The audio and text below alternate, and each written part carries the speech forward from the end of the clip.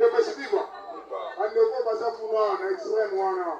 Et voilà qui système d'avant. Il y a Yanza Ouana, Atimaboui. Il est possible vivre. Open Nanaboé, à vie des alliés. Batterie le Lozadé. Il est possible vivre. Les partis au pouvoir, les partis du peuple, quand l'UDPS s'étonne, d'abord pour la binomo chers combattants de lutte, soyez les bienvenus dans la grande rencontre à Popalélo. UDPS vivant, chers combattants, au Moniwana, au premier vice-président Outoloba, en français, ce sont des préjugés. Vous avez compris? Des préjugés. Au Moni bateau, bazaka toujours na ba critique à Mabé. En français, ce sont des critiques oiseuses. Vous autres critiquer et tu racontes du n'importe quoi. Mais sur le terrain, il y a qui ça exercice. Mais vous autres, il est pas vivant. Ils ont pratiqué ce qu'on appelle en français, quand le chat est absent, la souris danse. C'est pas côté. Mais maintenant, le chat est là. Si tu sais danser, viens danser. C'est pas côté. Il est pas vivant. Est-ce que Bisson a eu des pestes au Pexar Moutaloba? Mais il faut y avoir Nini Yogolo. Oloba Kawana parce qu'il y a des oreilles apprenties. Les oreilles qui n'ont jamais écouté la langue politique. Mais maintenant, tant qu'on comme Abissika va vertébrer, tu vas manquer de mots. C'est pas bon côté. Tu vas sécher. Ngalobaga, Omonia, il est pas vivant. Les professeurs, l'éminent professeur Kalongombika, il nous disait ceci. Au salaire école à droit, on le dit au maître. Mais maître, c'était un langage du prétoire. Et d'abord, Kalongombika, les professeurs, l'éminent, il nous disait, ce n'est pas tout le monde qui a fait l'école de droit qui est professionnel du droit.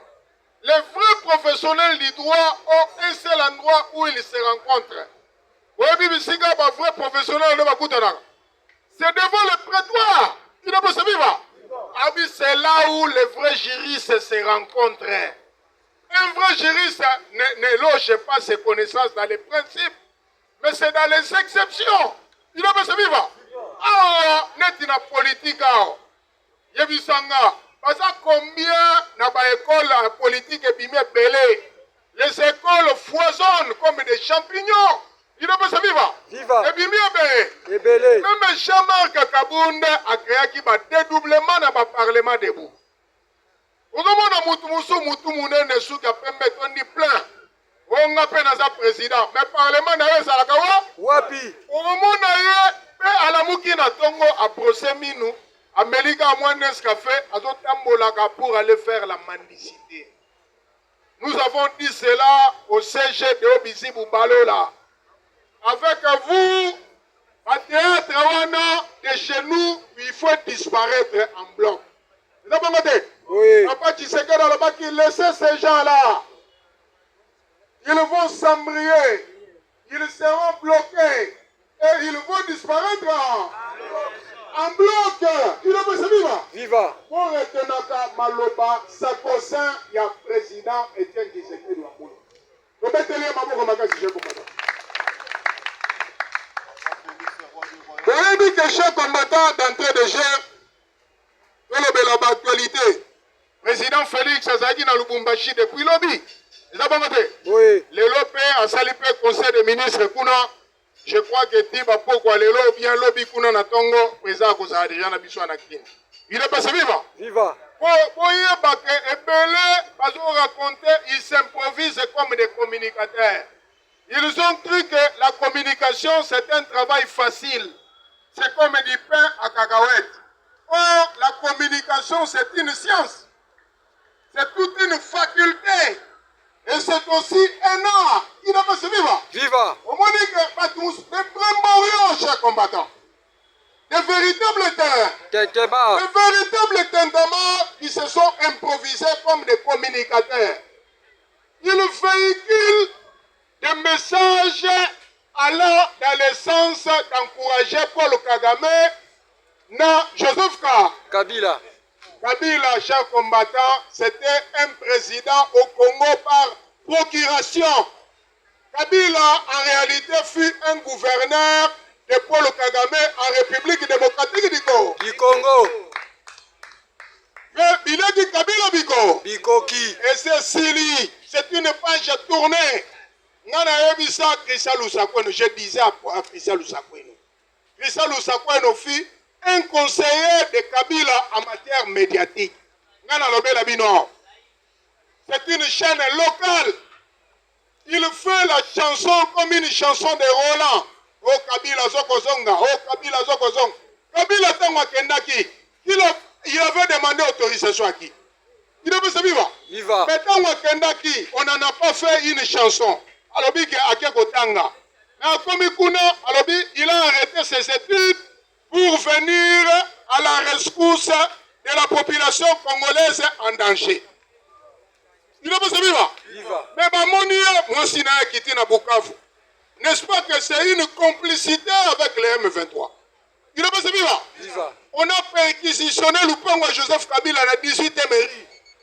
Bakuti nini kuna, bakuti babibundeli, badrone. Est-ce que biloko wana eza indice sérieux culpabilité te? Il devait se vivre. Mais nalinga ina pesa bino information au sujet de Kingakati.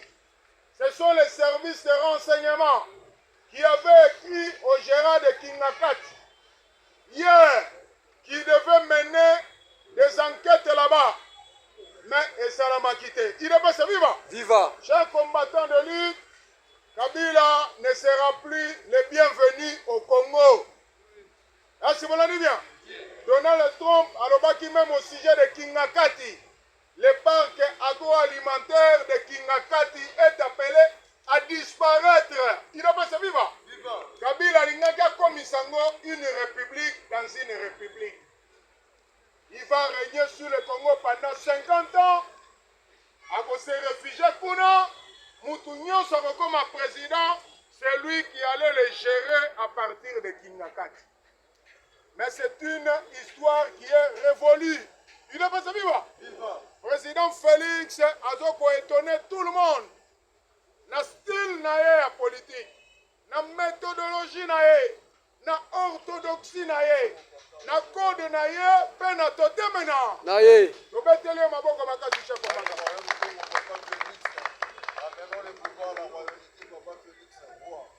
Boyoki Emmanuel Macron a soutenir plan ya nouveau pacte républicain oyo SSC na ba Seneko bazaki ko proposer. Il ne peut se vivre.